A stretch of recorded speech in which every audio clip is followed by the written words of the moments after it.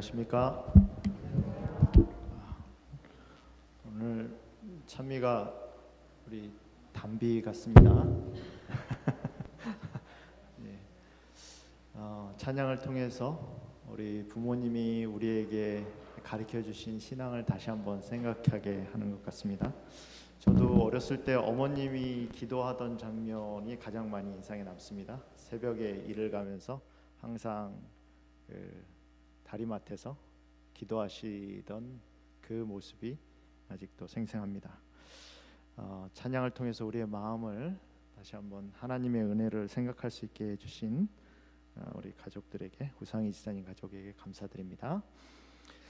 오늘은 영생이라는 제목으로 하나님의 말씀을 함께 나누겠습니다. 오늘 말씀은 누가복음 10장 25절로 37절에 있는 말씀을 본문으로 여러분들과 함께 말씀을 나누겠습니다. 주제 선구가 12장 24절로 잡았는데요. 요한복음 12장 24절 제가 한번 읽겠습니다. 내가 진실로 진실로 너에게 이르노니 한날의 밀이 땅에 떨어져 죽지 아니하면 알 그대로 있고 죽으면 많은 열매를 맺느니라.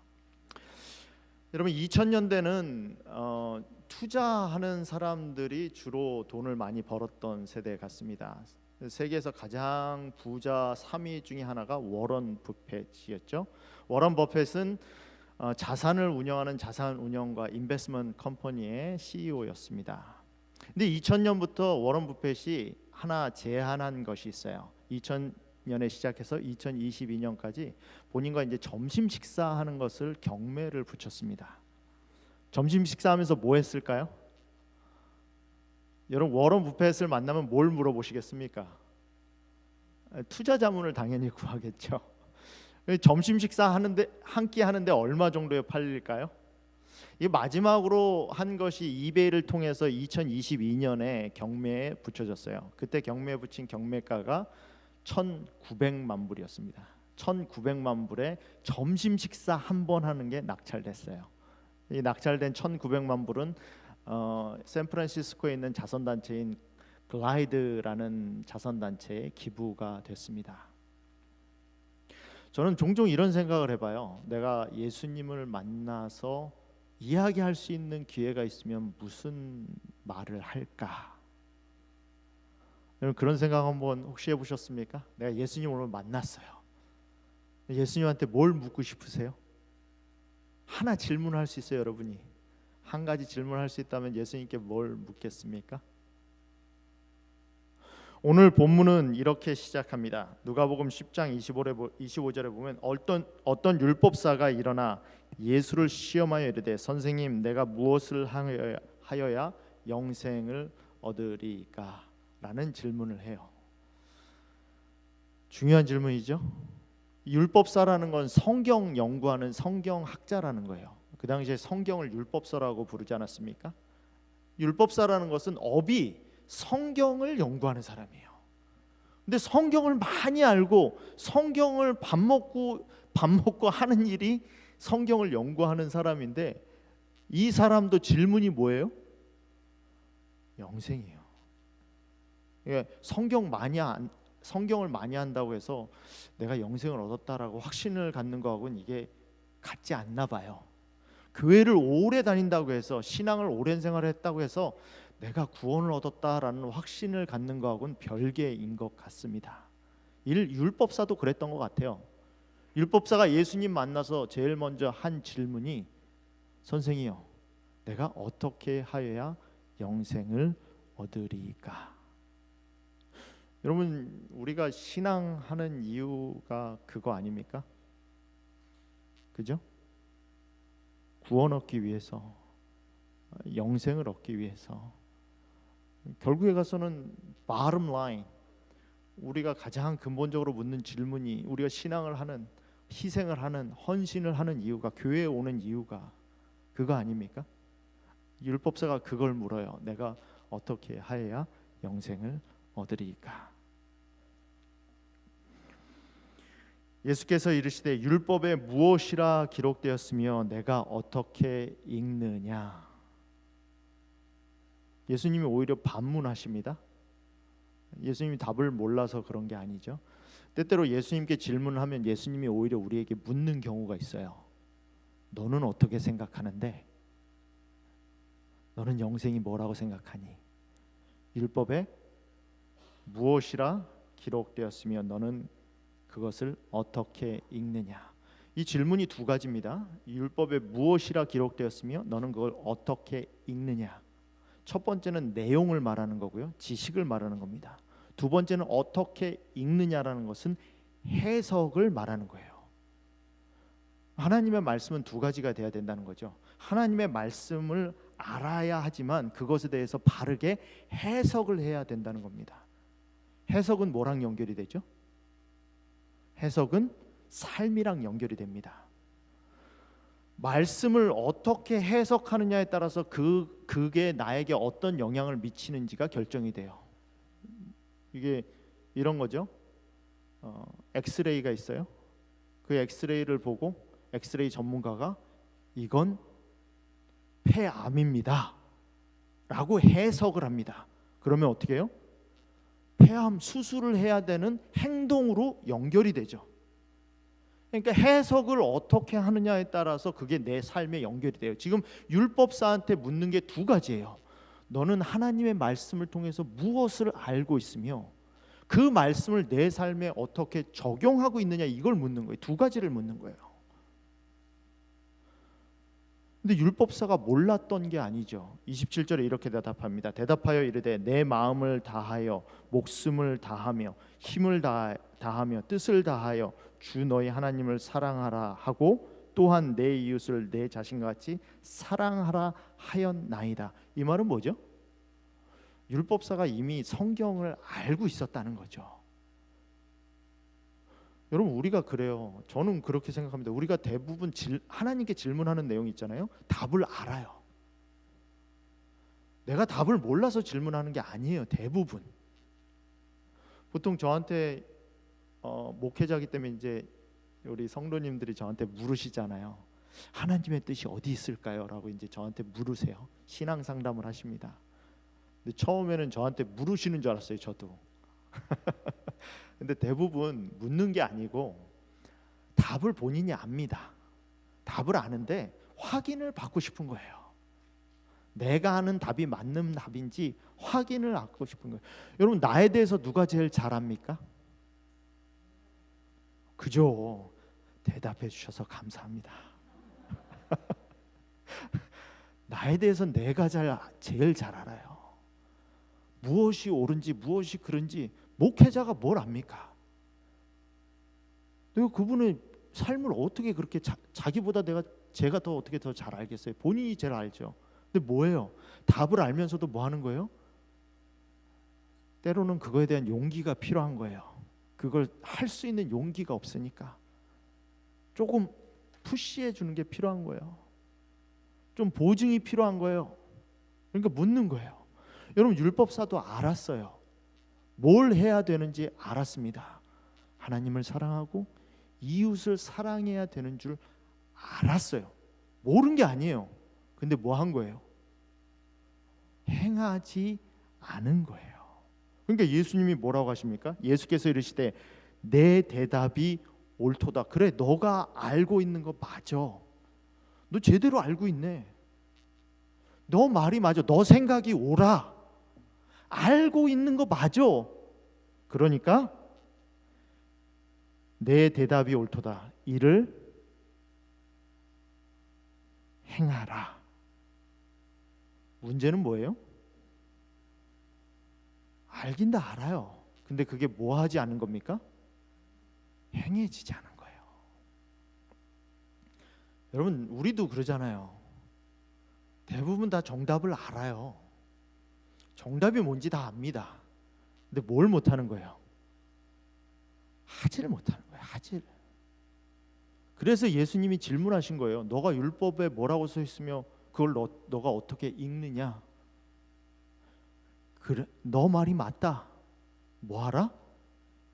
행하라. 행해야지만 알 수 있는 게 있다는 거죠. 행해야지만 깨달을 수 있는 거 있어요. 여러분, 사과는요, 아무리 설명해줘도 한번 먹어보지 않으면 사과 맛을 모릅니다. 나야가라 폭포는 아무리 설명을 해줘도 나야가라 폭포 한번 가보는 게 설명 아무리 해주는 것보다 100번 나아요. 우리의 삶 가운데 신앙이라는 것은 지식이 아니라 그걸 행함으로써 아는 것이 대부분이에요. 행하기 전까지는 절대로 깨닫지 못합니다. 말씀만 가지고는 깨닫지 못해요. 성경은 그래서 지식이 아니라 삶입니다. 하나님을 안다는 것은 내가 아는 성경을 내 삶을 통해서 내가 얼마나 순종하고 그 순종을 통해서 하나님을 알아가는 과정이에요. 신앙을 몇 년을 했느냐, 교회를 몇 년 나왔느냐는 중요하지 않습니다. 하나님과 얼마나 동행하며 살고 있느냐가 중요합니다. 원래 예수님과의 대화는 여기서 끝내야 됩니다. 근데 보통 우리 아이들이 원하는 대답을 듣지 못하면 뭘 하죠? 더 질문을 하죠. 아이들이 원하는 대답이 나오지 않으면 계속 질문을 합니다. 보통 그래요. 원래 율법사와 대화는 여기서 끝내야 되는데 대화가 그렇게 끝나지 않습니다. 이렇게 대화가 연결되죠. 그 사람이 자기를 옳게 보이려고 예수께 여짜오되 그러면 내 이웃이 누구니오니까. 이 말 들으면 저는 좀 창피할 것 같아요. 제가 예수님께 질문을 했는데 예수님이 저한테 대답을 해주면서 너 이미 알고 있잖아. 근데 네가 그렇게 안 사는 게 문제야. 그렇게 살아. 저 얼마나 얼굴이 화끈거리겠어요. 말이 그래도 제가 목사인데 너가 아는 만큼 안 살잖아. 그러니까 아는 대로 네가 설교하는 대로 좀 살아. 넌 그게 문제야. 예수님이 저한테 그러면 제가 얼굴이 많이 화끈거릴 것 같습니다. 당연한 거죠. 그러니까 율법사가 물어요. 나를 옳게 보이려고. 예수께 여짜오되 그러면 내 이웃이 누구니오니까. 이웃에게 사랑을 행하라고 하는데 하나님께 사랑을 행한다는 건 뭐 보이지 않는 하나님이니까 어떻게 합니까? 그러니까 유일하게 매저할 수 있는 거, 측정할 수 있는 게 뭐예요? 이웃한테 사랑을 행하는 거죠.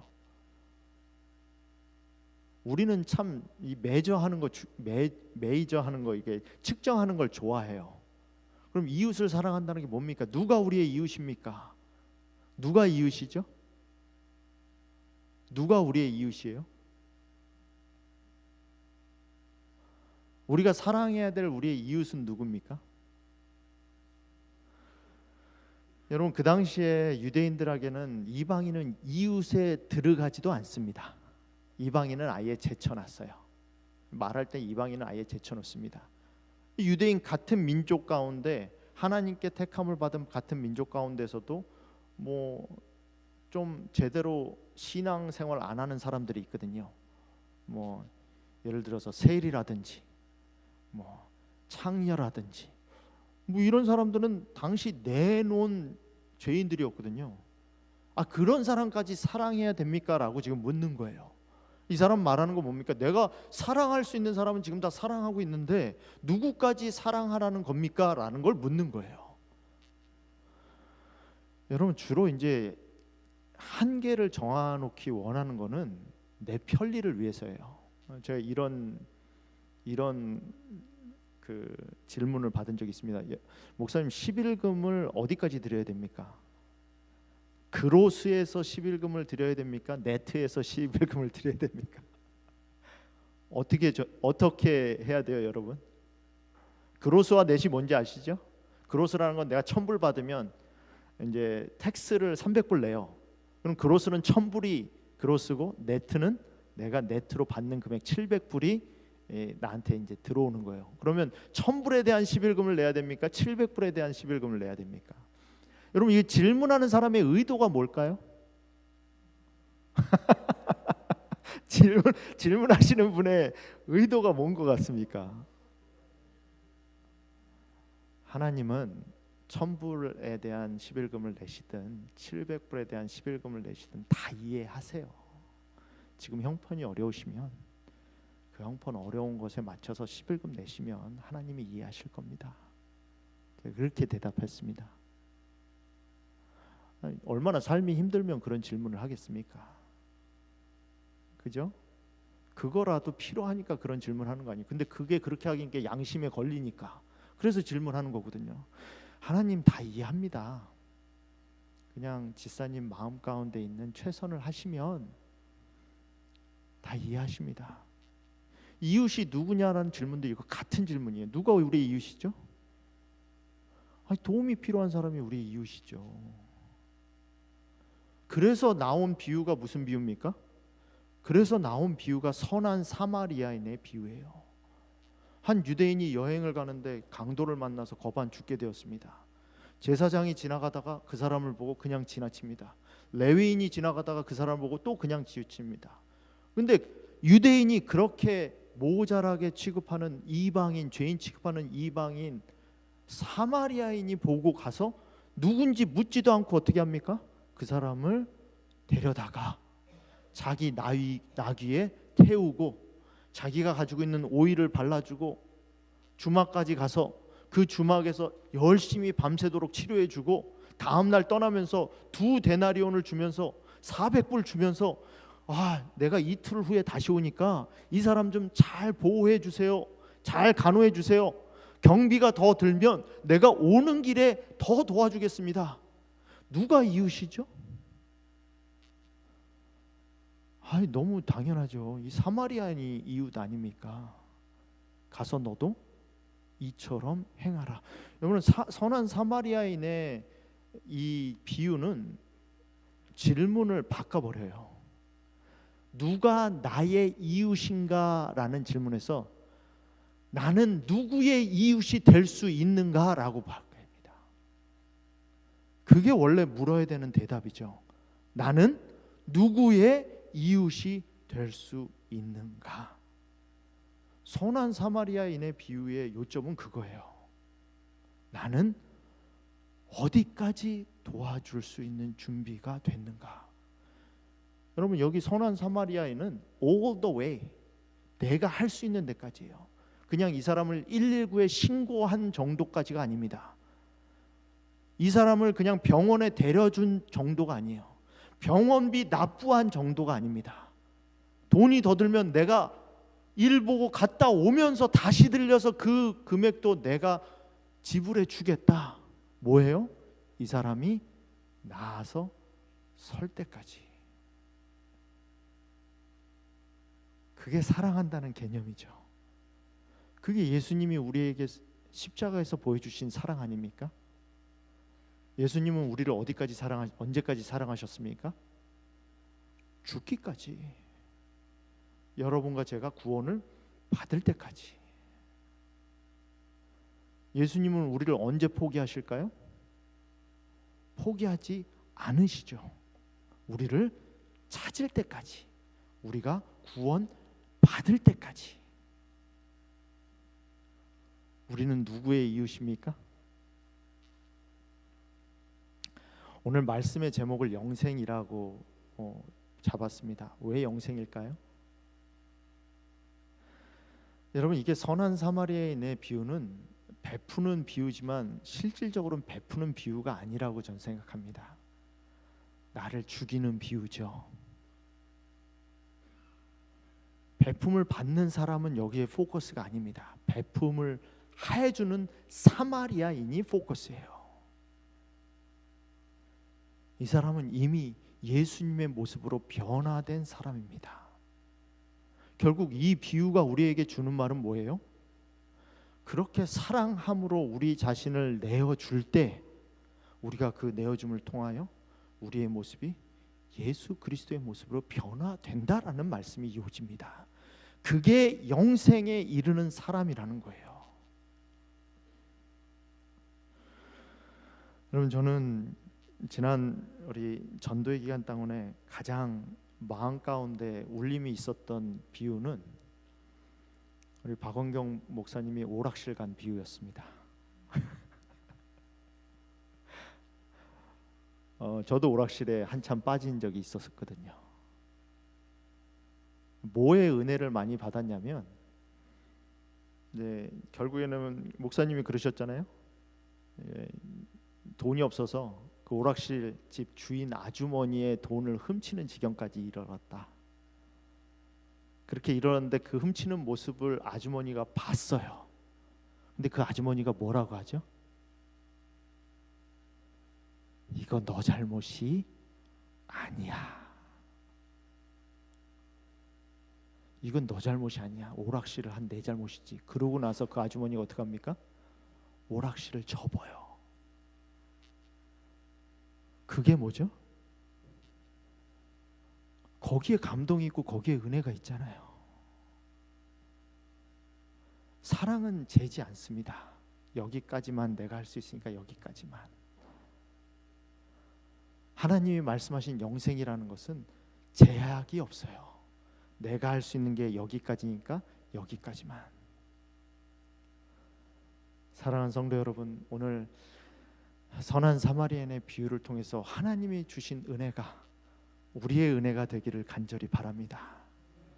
그리고 우리가 은혜를 나눌 때 그렇게 은혜를 나눌 수 있는 저와 여러분이 되기를 간절히 바랍니다. 오늘 이 시간 하나님께서 우리에게 주신 은혜를 생각하며 또 우리가 그렇게 은혜를 베풀 수 있는 사람이 될 수 있도록 함께 기도하겠습니다.